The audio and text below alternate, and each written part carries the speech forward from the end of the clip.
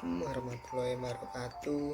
Nama saya Indra Aditya, NPM 19741038, program studi D3 Produksi Ternak, Politeknik Negeri Lampung.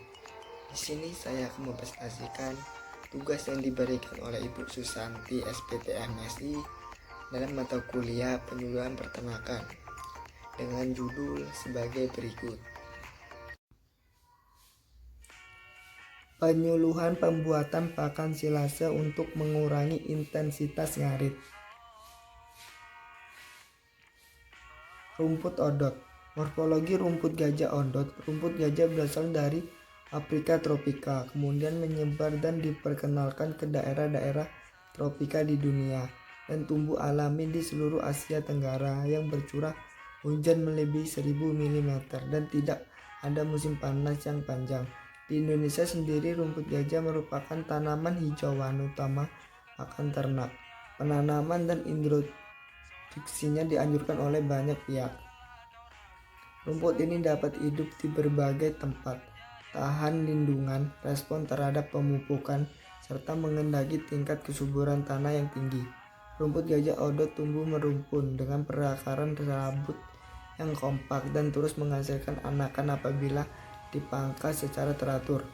Morfologi rumput gajah odot yang rimbun dapat mencapai tinggi lebih dari 1 meter, sehingga dapat berperan sebagai penangkal anggina windbreak terhadap tanaman utama. Rumput ini secara umum merupakan tanaman tahunan yang berdiri tegak, berakar dalam dan tinggi dengan rimpang yang pendek. Tinggi batang dapat mencapai 2-3 meter, dengan diameter batang dapat mencapai lebih dari 3 cm dan terdiri sampai 20 ruas atau buku. Tumbuh berbentuk rumpun dengan lebar rumpun hingga 1 meter. Pelepah daun gundul hingga berbulu pendek. Helai daun bergaris dengan dasar yang lebar dan ujungnya runcing. Rumput gajah ditanam pada lingkungan hawa panas yang lembab tetapi tahan terhadap musim panas yang tinggi.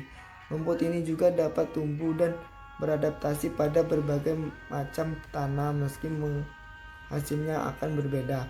Akan tetapi rumput ini tidak tahan hidup di daerah yang curah hujannya tinggi. Secara alamiah rumput ini dapat dijumpai terutama di sepanjang pinggiran hutan. Silase. Silase adalah pakan ternak masih memiliki kadar air tinggi sebagai hasil pengawetan hijauan makanan ternak atau bahan-bahan melalui proses fermentasi yang dibantu oleh jasa drying dalam kondisi anaerob tanpa oksigen, baik dengan penambahan atau tanpa penambahan bahan pengawet. Fermentasi silase dimulai saat kondisi oksigen telah habis digunakan oleh sel tanaman. Bakteri menggunakan karbohidrat mudah larut untuk menghasilkan asam laknat dalam menurunkan pH. Proses ensilase terjadi dalam kondisi anaerob tanpa oksigen. Bakteri yang bekerja dalam memproduksi asam laknat adalah bakteri anaerob. Oksigen yang terdapat dalam bahan silase dan silo dapat mempengaruhi proses dan hasil yang diperoleh. Proses respirasi tanaman akan tetap berlangsung selain masih tersedia oksigen. Respirasi dapat meningkatkan kehilangan bahan kering, mengganggu proses ensilase, menurunkan nilai nutrisi dan kestabilan silase.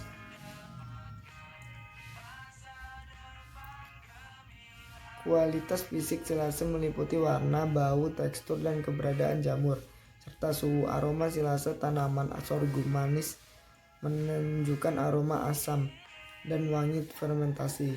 Aroma silase yang dihasilkan termasuk ke dalam kriteria kualitas silase yang baik.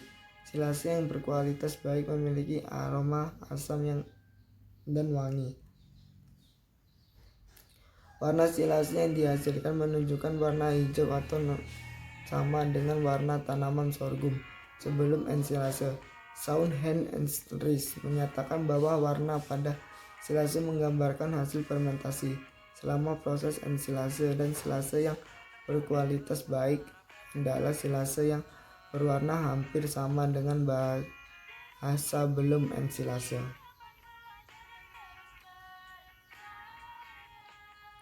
waktu dan tempat. Penyuluhan ini akan dilaksanakan pada 27 November 2021 di Desa Jayamulyo, Kecamatan Tanjung Bintang, Lampung Selatan. Alat-alat yang digunakan dalam penyuluhan ini adalah yang pertama tong, yang kedua ember, yang ketiga gembor, yang keempat mesin pemotong rumput atau berbahan. Bahan yang pertama dedak, yang kedua molasses, yang ketiga rumput odot. Metode pelaksanaan.